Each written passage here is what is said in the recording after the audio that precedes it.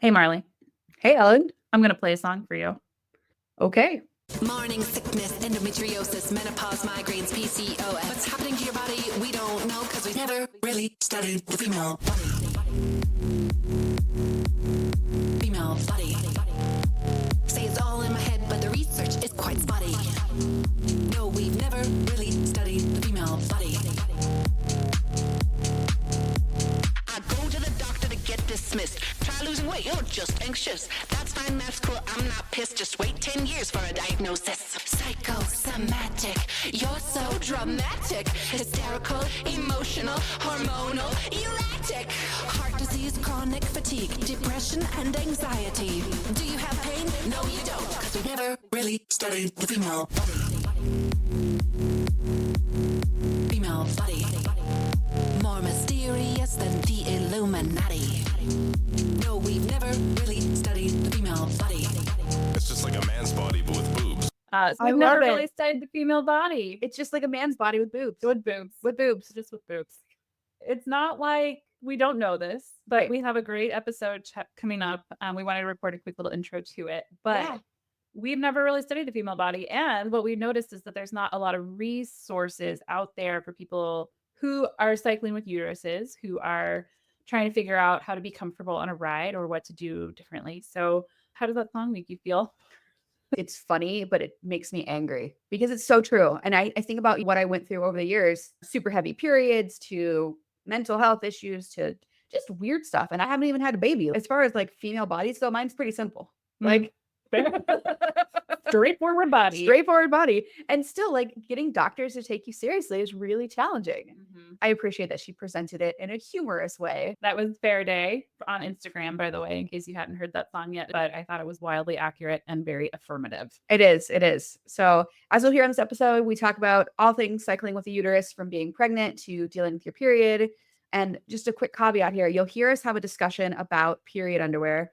And a couple of the brands that we talk about turned out to be not as size inclusive as we had hoped when we were researching it. So we've put some additional brands that go up to bigger plus sizes in the show notes. Yep. And so that's just a small call out there. We apologize for that, but you got to do your research because sometimes even if it says it's a 2X, that size chart might not actually be a 2X. Yeah, that would not be a fun thing to have show up in your mailbox. If No. you're hoping for an XL that's truly XL. Yeah. So agreed. But yes, we've got links to some that are more size inclusive in the show notes. We hope you check those out. Yeah. And Hope you enjoy the episode. That's right. Here we go. A little intro music, and then you'll hear us with our guests.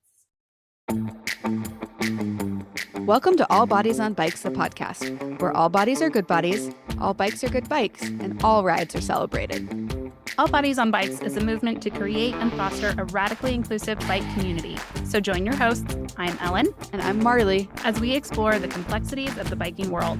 Help us break down barriers and create the world that we want to see. And don't forget that all bodies really means all bodies, not just larger bodies, but bodies of all sizes, Ages, races, abilities, genders, sexualities. and beyond. Come along for the ride.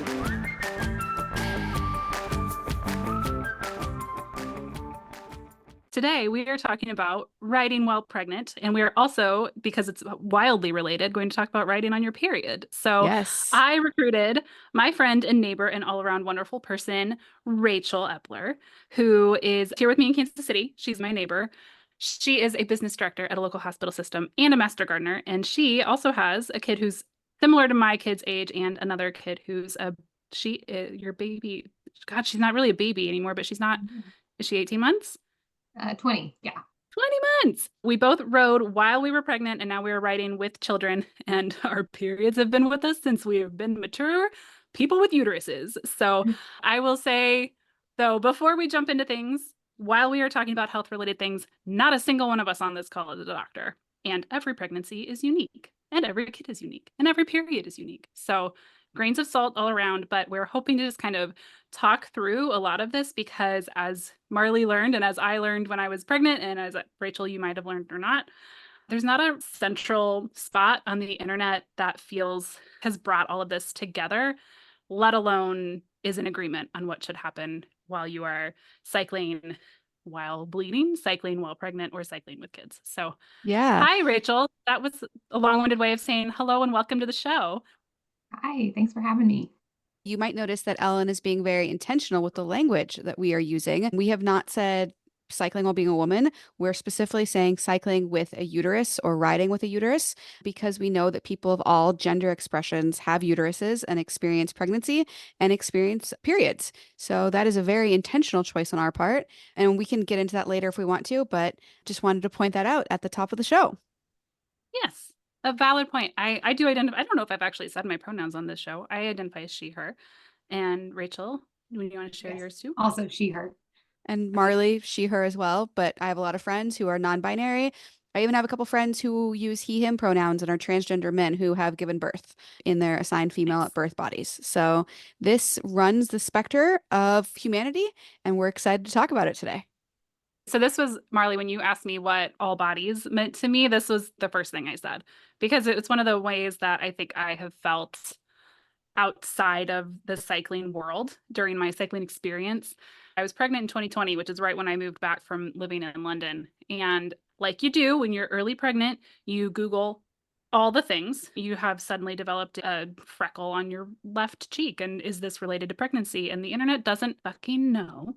So I Googled, is like, hey, is it okay to ride while I'm pregnant? And I asked my doctor too. The internet, because I was kind of in this nebulous zone between London and the US, Europe is like, yes, this is a wildly healthy way of staying active while you're pregnant. It's really good for your joints. And in the US, and from my doctor, it was a whole lot of, oh my God, please be very careful. Do not ride after a certain point in time. And so I felt very confused. And so, Rachel, I don't know if you want to share if you felt similarly when you started. Yeah. So I probably am going to mix up the experiences between two pregnancies because it all runs together at this point. But there was one big change between the first pregnancy and the second pregnancy, which was we got an e-bike for my second pregnancy. So that really changed the game. But when I got pregnant with my first, I was commuting the 6 or so miles into the office at that point, not every day, but at least once a week. And it's a pretty strenuous ride. Kansas City is really hilly. And so it was one of my primary forms of exercise, as well as using it for transportation. And similarly, my midwife, she was actually all for it. She was, this is a great exercise. You should keep it up, do it as long as you want. And then my biking story includes having visited Amsterdam in 2017. And I have a friend that lives there that has a couple of kids. And so I kind of leaned on her and what's the norm? I mean, apparently in Amsterdam, people they will baby wear while they bike. I did not try that. For me, because it wasn't clear in terms of Googling, there wasn't like a standard. I stopped when I felt the danger of me, if I fell off the bike, would have been significant to the baby. But like when I got really big, basically, and I got big, like my belly, I'm a petite person. My belly came out pretty far. It affected my center of gravity on the bike at some point, probably just a little past into the second trimester, because it gets cold here. So I didn't ride in winter. And then I don't think I picked it up again when it got warm in the spring, because I was 8 months pregnant at that point. Mm-hmm. That was going to be one of my questions, was about how your center of gravity and how your body physically has to change and adapt to riding while pregnant. And I imagine this is a broad generalization and simplification, but thinking about in Europe, so many more upright Dutch style bikes, seems like that would be more accommodating to a growing belly. As a person who lives in a fat body, I know that I much prefer to be upright because my knees don't hit my belly. But I'm curious what both of your experiences were, feeling your body change. And did you have to change the position you ride in on your bicycle? So I ride strictly for leisure or, previously for commuting. And I guess I take my kids now commuting to daycare. But so upright was my preferred mode as well. My spouse, my husband, is much more of a riding for sport sort. And so he has like the more road bikes. And so it more changed the balance equation because I wasn't pitched forward, but getting onto the bike is a lot harder when you're trying to adjust for, you see those Instagrams, like where people have like the watermelon strapped to the front of them. I mean, it's actually a very effective analogy for what being pregnant is, because it's just like 10 pounds out in front of you, like your body is constantly trying to adjust for it. Yeah. So, I mean, not only are they very entertaining, but yeah, I'm sure very educational to the partners that are trying it out. But so imagine, trying to get on a bike with a watermelon strapped to the front of you. But luckily, at the beginning, it was only a mini melon.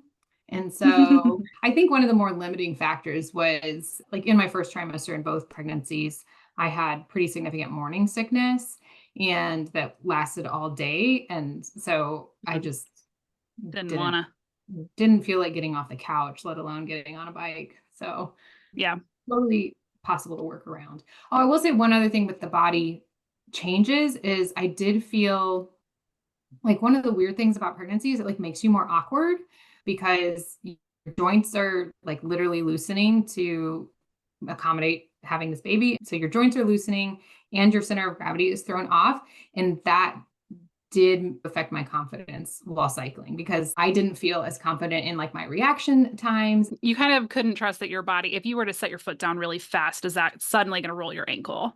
Yeah. Or I've unfortunately countless times have people like back out of their driveways really fast. And so, like having to make that kind of fast adjustment or like where you have to swerve or change course really fast.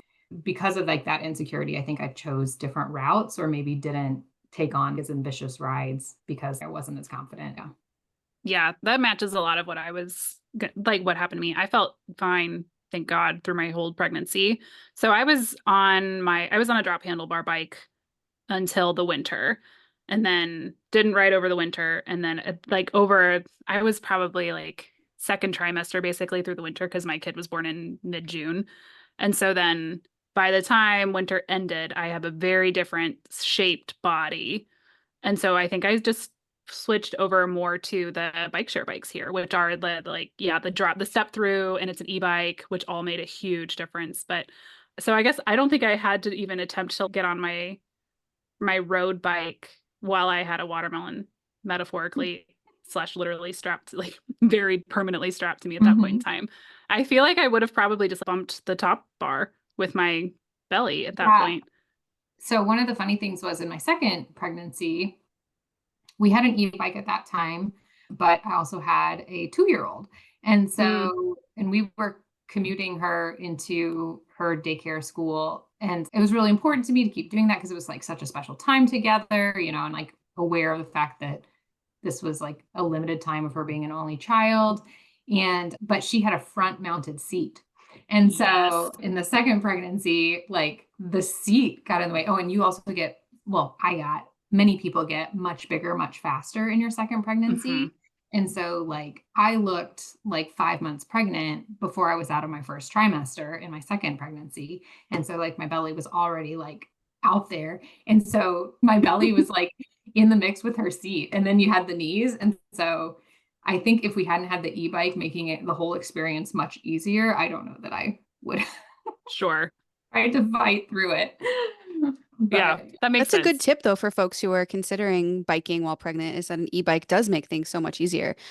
I mean, even if you're not pregnant, e-bikes make everything easier. So I didn't get my e-bike until I was post-pregnancy, and I promise it makes a difference. So, and I've never been pregnant, and e-bikes make a difference in my life. So right. But I think a quick summary that like as far as even just like thinking through what all we just talked about changing on our bike. So we moved out of the drop handlebars just because to accommodate the literal we're just going to call a baby a watermelon for the rest of this whole podcast to accommodate the watermelon. But then also I think I raised my handlebars even on my other, I didn't have an e-bike yet, but it's just raised them up to even get me even a little bit further up. Right.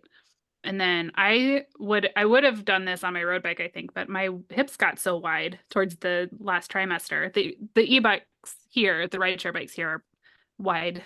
And that was actually part of why I was able to keep riding. My road bike seat was super narrow and probably wouldn't have worked. Yeah, you definitely want a wide seat. Yeah, because your hips just, like you said, like everything just gets bigger. Everything spreads out. You need a little bit more cushion. Yeah. I mean, I'm sure there are people that do it on the road bike seat, but I was not a hero. I was there for the comfort. Okay, this might be a dumb question. I have maybe a dumb question for both of you. Having never been pregnant, at what point in pregnancy do your hips start widening and you start to notice that? Like it would be noticeable on a bike seat. At what point is that? This is very much where I will re-underline, we are not doctors, but I'm thinking it's kind of when the baby drops, I'd expect, because that's then when Rachel shook her head no. You think it's No, earlier? I think it starts much earlier. So that's there's a hormone like relaxin or something like that, and I think it peaks in the third trimester. But if you have it in the second, for sure, it starts loosening all of those joints, and so it's very, very subtle. So I don't know. Again, that the internet agrees with you. From thebump.com, most commonly it'll begin in the middle of the second trimester, so probably like around week 20. Yeah. I think whether or not you notice depends on your shape and size beforehand. And if you've had pregnancies before, like I didn't notice it as much the second pregnancy because my body had already gone through those changes. And yeah, so I think it kind of depends. Yeah. Interesting. And I think too, the rule of thumb there would be like if it starts to be uncomfortable and painful, it means something needs to change. Your body, you can't change your body whether you are pregnant right now or bigger bodied all the time. So if it hurts, it's wrong. So I what think that's can a you good do to rule of shift thumb, it? regardless of if you're pregnant or not. Exactly. Like cycling should not be painful. It's not supposed to feel like sitting on a couch and like super comfortable, but you should not be in pain, especially once you get off the bike. And definitely just want to reiterate that for for folks who are not in pregnant bodies. So I have a question. Oh, sorry. Go ahead, Rachel. Yeah, go ahead. Oh, not to muddy the water with that, but one of the weird disagreements of medical advice is like for those that have been pregnant, you sometimes experience something called round ligament pain, which is not nearly descriptive enough for how painful it actually is. The internet term for it is lightning crotch. Marley's terrified.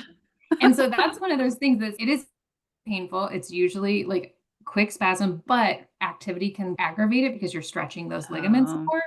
But at least my midwife was like, don't stop being active. In that case, like play through the pain. I just Googled round ligament pain and it sounds like it's like short, painful spasms, which is different than, I guess, the pain that I'm thinking of when you're on your bike. You know, if your genitals are going numb or your hands or your feet are going numb, like those are clear signs that something in your setup and your fit is not working for you. But I'd never heard of round ligament pain. I'm learning all sorts of things today. Pregnancy is wild. The opening credits song that we played was, we've never really studied the female body, and I think that it like just embodies the frustration that people who have female bodies feel. We didn't even test period products with period blood until last year. That is so wild to me. Because growing up, when I would see those commercials for hygiene products and they were like pouring the blood, I was like, my period blood doesn't look like that. It's not liquidy, I guess. And I thought there was something wrong with me. And turns out, no, it was just the advertising and the patriarchy taking over yet again. But I really thought there was something wrong with me. Oh, that's sad. To anyone who is just getting their period listening to this show, it is not liquid blue anytime. At any point I knew in time. It wasn't supposed to be blue, but like that. No, I know, but it's very like, viscous, almost watery type substance. So postpartum periods are wild. At least mine have been, to where it is not what I thought. That's like, well, plus I was coming off of, this is the TMI part of the show, coming off a Mirena coil where you have a dribble of a period, and then pregnant where you don't have a period, and then postpartum where it's like newly postpartum is wild and you're literally like, at least I was wearing adult diapers to keep everything in check. And then when I finally did get my period back, it was like Niagara Falls, which I hadn't dealt with in a long time, and even still they're way heavier than any period I had before I was pregnant. So it's an easy segue into the period talk. Wait, I still have some pregnancy related questions. If we can go back to that. We asked Instagram, we put a box up on Instagram, and we wanted to get to those questions too, because there are lots of good ones in there too. Yeah. So, okay. That was a preview of the second half. I want to talk a little bit about like the cultural norms around riding your bike while pregnant, because as I was researching for this show, I found a lot of anecdotal stuff from Europe, from New Zealand. You know, the prime minister, what was her actual title? I wrote this down. She was the women's minister in New Zealand, rode herself to the hospital at 42 weeks to deliver her baby. And to be fair, she I was love not it. actively in labor. She rode Right. there to get an induction, but she was just like, yeah, this is a normal part of our everyday life. And sure, it made news probably because she was the minister for women, and their prime minister, Jacinda Ardern, had given birth a couple months before, a couple months after. So motherhood and politics were in the news a lot. But my question is, it seems to be a totally normal part of life in Europe and other parts where cycling is just part of everyday life. I'm wondering if, because in the US, cycling is viewed as sport so much, if that's why there's such a stigma around it, or people kind of freak out when they hear about pregnant people riding their bikes. Curious to hear you two's opinion and take on that. Well, I don't know Go how to ahead. get into this without immediately going super political, but Hmm. I think that part of it has to do with kind of this cultural American idea that when you are pregnant, like your most important and really only job is as a vessel for your child, your infant. Yeah. And so all decisions need to kind of be made with the safety and priority of your fetus in mind. And so, and cycling, because it isn't a cultural norm here, it is thankfully getting safer, but it is not seen as a super safe activity, especially not road cycling, or commuting. And so I think people kind of have this idea that if you are riding your bike while pregnant, you're needlessly putting your unborn child in danger. It's just that cultural, patriarchal Yeah. undercurrent that's with everything else. Yeah. I second all of that. My brain went more into the built environment and what the safety truly looks like in the US versus Europe, Mhm. to where cycling in the Netherlands there is a divided bike lane any direction, any street, no matter what. And so it's inherently safe because you're not weaving in traffic just because you want to ride your bike to go somewhere, versus even in some pretty well developed US cities, it's not connected. It's not straight lines. It's very much that you'll find yourself interacting with traffic that's probably not ready for you at much higher levels. So it's one of my go-to stats to throw back at people if they're sitting here telling me that cycling's inherently dangerous. No, it isn't.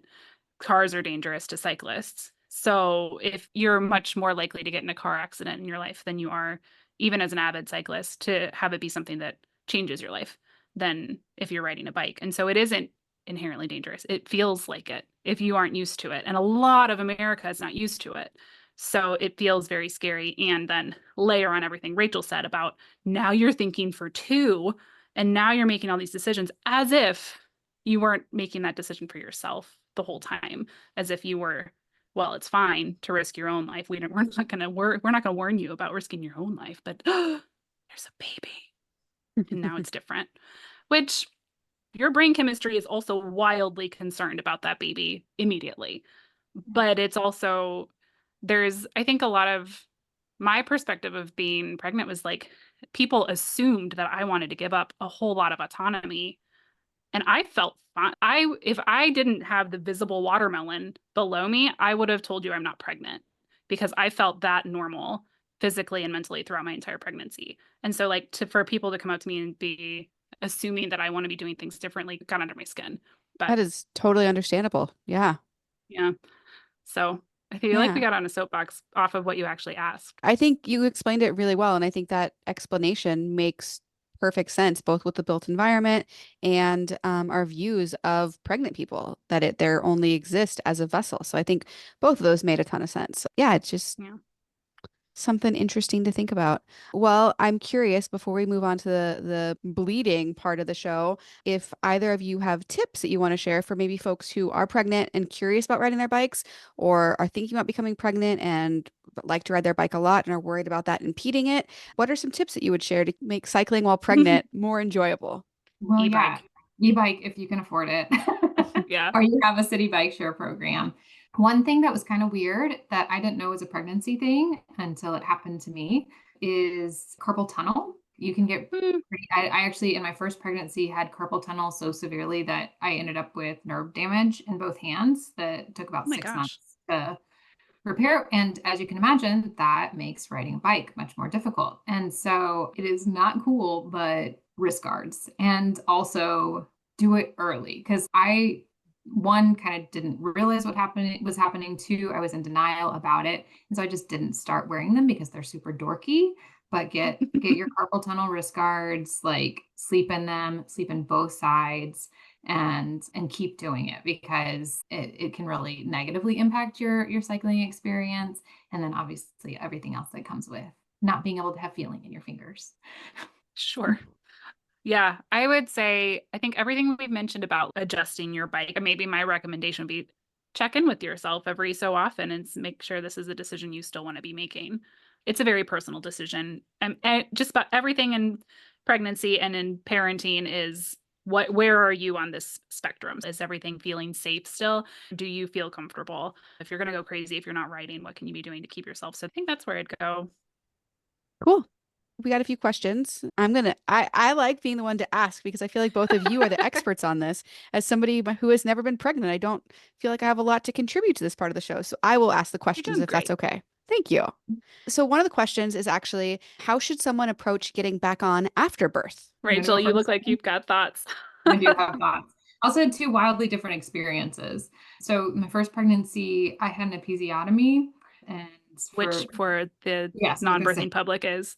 I had a pretty significant tear, or in this case, I was cut, and it took a long time to heal. And there was scar tissue, and so riding was painful for much longer than, of course, what they tell you, right? Like it's, oh, this will heal fast, in our amazing United States of America, like I would have only been given 4 weeks of of time to recover from that.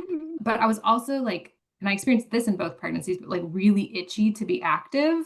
But especially with the episiotomy, take it slow, take it slower than you think you should, because you can actually do really long-term pelvic floor damage if you are active sooner than your core is ready. And so, like, one, there's like the pain of sitting on the seat. So, once you don't have pain, I think you're okay to proceed. But I would highly recommend, if you've had a traumatic birth in any way, working with a pelvic floor therapist and like doing those exercises to rebuild your pelvic floor and your core before you're doing anything strenuous in that way, because you can do long-term damage. And I will say, like with my second pregnancy, it wasn't traumatic, or the delivery wasn't traumatic, and I was able to be active again like much quicker.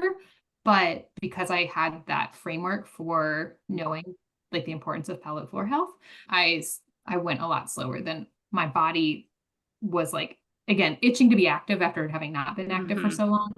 But take it slow. Yeah. Cool. I think that covers it. Yeah. This question we kind of talked about a little bit with the politicians, but thoughts on if you can ride safely until the end of pregnancy?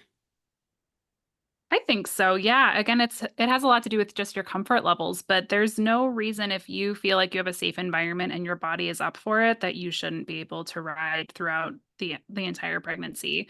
Your body's designed to keep that baby really safe. I guess I'll say too, the way that I took risks at the end of my pregnancy was different. I think Rachel kind of touched on this too. I would be super choosy about the routes I take. I'm not going to be trying to swerve in and out of traffic, because I would have, like when I was in London, where it's like throwing middle fingers up to people who I thought were in the wrong place. I'm probably not going to do that if I'm pregnant, because again, everything has changed. You can't ignore that, but there's plenty of safe ways to ride. But I would say that my opinion is that cycling is safe. Yeah, I would agree. The one caveat is, of course, if you're under the advice of your provider.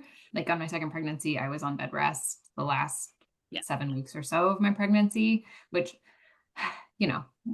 research says doesn't help. But when you're doing whatever you can, you're like, I know it doesn't help, but we might as well try it. Again, this is, trying to not speak too politically. Anyone who's made it to that point in your pregnancy, you're gonna be doing everything you can to have that baby. You want that baby. So I think trust your brain at that point. If you feel like you can have this baby healthily and be on your bike, that's the right answer for you. So that totally makes sense. And then just the last question, and there might not be a good answer for this, but I'm curious if either of you have any experience or have heard of it. Has anybody ever gone into labor while riding their bicycle? Oh, what a good question. I don't know. I didn't do a Google beforehand. My only thought when I saw this one come in was by like if you're at week 39 or 40 or like me 41, you're gonna be trying a lot of things to get that baby out naturally. And there are like recommendations to go walk the stairs, go keep active to try to induce labor. So I would expect that it doesn't hurt, again with the caveat that your doctor has said this is fine, or that you and your I would, I'm going to rephrase that you and your doctor together have decided it's fine for you to be on a bike, because my doctor actually did say when I was early in pregnancy, don't ride. And I said things back to her. I didn't, that's not true. I'm wildly, I do not like conflict. So I didn't say anything back to her, but I kept writing, obviously. So that is, I guess, I think I started out saying this, but that was one of my main frustrations to even think about this topic, is I got you'll get such opposite ends of the spectrum from medical professionals. And there is a lot of culture and a lot of society that plays into those recommendations. And again, like any pregnancy, like any person, your health is your health. I will say, when I was researching this, Reddit has a lot of advice, and Reddit sometimes gets a bad reputation, but there's, especially in the lady cyclists and I think it was the fit nice. pregnancy subreddits, lots and lots of firsthand accounts from people who have ridden until the end. And one woman said, yeah, I rode while I was in labor. So I'm giving the lead now, but she also said her labor was almost 40 hours long. So she rode during the beginning parts to try and speed it up a little bit. Okay. And yeah. lots of folks talking about riding on their trainers indoors to try and keep their fitness levels up. So I don't think it's uncommon well, it's probably not common, but I don't think it's unheard of to ride while in labor. Right. So, especially around the globe where people ride themselves to the hospital. Yeah. I will say the one thing I just can't imagine, but I'm sure people do. My labor would not have allowed for that. I know. The one thing I just looked at our notes that we haven't mentioned as from just like the physical side effect is that because there's a baby growing in you, your lung capacity is usually pretty restricted too. So like you probably aren't going to have the same amount of endurance unless you are training very purposefully to keep that endurance up, which is, I think, a very small portion of any population, let alone the pregnant population. So yeah, we have a lot of good questions too, moving into the period talk. What did we want to kind of do any thoughts about periods before we jump in? We started to, and then I have kind of a fun anecdote. I was riding a big race a couple of years ago and I got my period. I knew it was going to happen, like either that day or the next day. And I was kind of hoping that I would just have this gush of blood. And I feel like there was a marathon runner who like free bled and made the news for like free bleeding. And I kind of hoped that would happen to me. Like I would just have like blood running down my legs and I would look incredibly badass. And I didn't. I free bled, and we'll talk about this because lots of questions came up about how to manage your blood flow while cycling. But long story short, my chamois just absorbed all of it, and the world had no idea that I was bleeding until I put it on Instagram later. One of my favorite things to say is, anything you can do, I can do bleeding, which yes. Especially towards the first couple of days of my cycle, if I get out for a ride or if I'm in a race or something, it just makes me think about all the people who don't have uteruses who complain about how hard the race was. And I'm like, I just did that same thing while my insides were actively coming out of me. Visual and wildly accurate. And yeah, it is exactly that. So as previously mentioned, my period came back with a vengeance once I was done nursing. And I've just had a few days where, because my chamois are so padded, I will just wear them as my shorts, not even going on a bike, because they are absorbent. And I think I want to say I found this on Reddit for this. It's a question about how to handle it. And a lot of people say, yeah, just free bleeding into your chamois. You will want to make sure that you are prepared to clean them pretty quickly. Get those things soaking as soon as you can when you get off the ride, just to keep them hygienic. Okay, what's a chamois? Oh, that's a great question. That's the padded part of your shorts. Of your bike shorts. Like okay. if it's I'm not a padded bike short person. I've never tried it. So yeah. Well, also, if you've ever seen it spelled out, you don't think that it's pronounced chamois because it's freaking French. It's like chamois. So I actually know the word, but yeah, it's funny because I know that word in the context of people use them to clean their cars. Oh, totally. Could also be wildly absorbent. Your pants? We actually did a deep dive on this many episodes ago, and it does come from that same.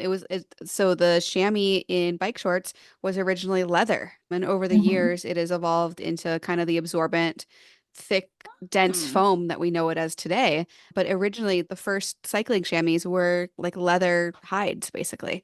And this wasn't even that long ago, like 100 years ago or so. So, Wow. Yeah. yeah. I did not know that. Well, I'll throw this out there for the folks that are not padded bike shorts wearers. I am a committed period underwear person, and some of them come in, I think what you're saying, shorts are like full coverage with padded. And so those are also great. Do you feel comfortable recommending the brand that you use? Because Yes. I have yet to be. I've tried many. Well, that's where I'm at, and I'm sitting here. This might not be for me. Do not buy on Amazon, first of all, not just because, the Bezos boutique is, has its own issues, but the Amazon ones crinkle. They make like a sound when you walk in that you don't want to deal with. So stay away from those, even though the 5-pack price is very tempting. The Thinx ones have no give to them. Like they're cute on the outside, but there's no stretch. My favorite that I've found so far is the Booty brand, Boddy. Okay. And those also I would most recommend for exercise because based on like what absorbency you choose, like it changes like how much of the part is cotton, but the part that isn't the period absorbent cotton part is like a poly blend. So it's like more moisture wicking, like it is better for being active, and it's stretchy. So you get that sweet, sweet stretch. Yeah. Because you don't need anything digging into you on your period either. Right. But they have some like full coverage ones. Oh, and there's one other brand that I'm blanking on, and I can find later, but they have like more of a shorts style that's like for sleeping, but you can also, of course, use it for working out if that's your preference. Yeah. Yeah. Thank you for I sharing. love this. Yeah, because I'm on this journey right now. That was one of the big questions that we got was, besides menstrual cups and tampons, what options are there? And I was kind of racking my brain to go, I don't actually know, but period panties make so much sense. And Rachel, you've successfully ridden your bike while wearing those. How's that experience? Yeah. So I don't know if this is research based. Actually, probably no one knows if this is research based because of the song at the beginning. Like no one studied it. But I find that my cramps, they've improved dramatically since I started wearing period panties. Versus if you'd been using a cup or a tampon? Cup or a tampon, yeah. And like before, I mostly was using cups before I got pregnant. And I should say I've had 6 periods in the last 5 years, y'all, because I have been pregnant or breastfeeding since August 2019. But yeah, and while my periods have been heavier, I tend towards being lighter. So I usually have like enough that I just change them twice a day. I'll wear one like all day and then change it for night. So if you're like on the heavier end of the spectrum, I would say like either you want to have more pairs so you can change them more often, or experiment with the different like absorbency. Like, cause I think I get like the light to medium or the medium. Yeah. But I've never had a problem. It's easy for riding a bike, and right. Yeah. I'll say I have a heavier flow, and it's not always been easy for me. But the ones that are like, I'll have to look up what brand I have. I have some that are called sleep shorts, and they are like the gusset, and that is like wildly absorbent, and I think it actually works. It's very full coverage too. Yeah. Like it's like a bigger gusset, and like you're getting, whereas like the other ones, like the light ones, like the coverage is more just kind of right. No. Yeah. Right. Only one exact spot that's going to leak right over. We did get a question about if you use pads, how do you ride on your period if you wear pads? And wasn't there another question too? Yes. Yeah. I know they say you shouldn't wear underwear with your riding shorts, but I don't want to bleed on them. So what should I do? So this is we covered this a little bit with the chamois. I think I would agree. I've tried panty liners at certain points when riding, and the cotton on myself is never comfortable after about, I don't know, 2 minutes. Yeah, and the plastic seems to like chafe and find those little sensitive skin areas. And yeah, I wouldn't ride with a pad or a panty liner. I think it's again that cultural conditioning that I can't bleed into this because that's either gross or unhygienic or something. But like if you're washing it right away, there's nothing dirty about it, nothing gross. In fact, like it's going to pull that moisture away more effectively than a pad. And so I think you're going to be less likely to have complications from that moisture. Yeah. I would agree. And I think I would have not occurred to me until someone told me that. So it's a really valid question. Your shame is designed to wick liquid. And to a certain extent, that's what your period is. It's different liquid, obviously, but it's designed to do just that. So knowing that that's just, you can just do that. Ta-da. It's okay. You don't have to put anything else with it. For folks who maybe don't want to do that, though, I personally use a menstrual cup and I use it when I'm riding and I don't have any issues with it. I have tried the discs, which are sit right up around your cervix, and I did not have very good success with those. I think each user's experience differs depending on your anatomy, but I highly recommend a menstrual cup. And again, going back to Reddit, because I did quite the deep dive on this because obviously we each only have our own experiences, but a lot of folks said tampons work well. But if you are going to wear a tampon, to make sure you really tuck the string up because that can cause some additional chafing that you might not want as well. So lots of options there, from free bleeding to cups to tampons. Basically, being on your period, it shouldn't be a barrier to riding. But I also know, like, the first or second days of my period, like, riding my bike is the last thing I want to do. So just listen to your body. You know, sometimes you'll have a race or some event on a day that you don't get to choose, and that's your body's going to do what it's going to do. But ideally, your period won't stop you from enjoying your activities. But if it does, we know it. We all know it does. And you just want to take a bath and do nothing. And that's okay. Yeah. I think you wrote an article about this too, Marley, though. It's, if you can nudge yourself out the door, cycling is a good way of helping your body work through some of the cramping and just through some of that general malaise, though, too. So I completely agree that there will be days where that is not the answer. But if you're having a day where you're just kind of like, who doesn't think that a bike ride, who listening to this podcast doesn't think that a bike ride might be the solution to your problems? Spot on, spot on. Another listener brought up a good point in our Instagram comments that I want to make sure we give a little bit of airtime to, is that post-hysterectomy riding can look different as well. And I don't think any of the three of us on here right now have experience with that, but I want to acknowledge that as being very real, and that you might have other challenges to deal with, whether that's dryness or different things, and hopefully your healthcare provider. I love your suggestion, Rachel, of working with a pelvic floor therapist, because I think that can help with so many things related to this topic. But everybody's journey is going to look a little bit different. Yes, totally agree. I think that's Um, everything. I think Did so we miss too. anything that we I don't wanted to say about babies and periods and pregnancies? Just people that bleed are incredibly strong and badass, and it's remarkable that we're able to give birth and have periods and do all this stuff and keep the world moving, because we all know that we are the ones keeping the world moving most of the time. Parents get shit done. They do. Well, Rachel, All it's been an right. absolute pleasure. Thank you for joining us on the All Bodies on Bikes podcast and lending us your experience.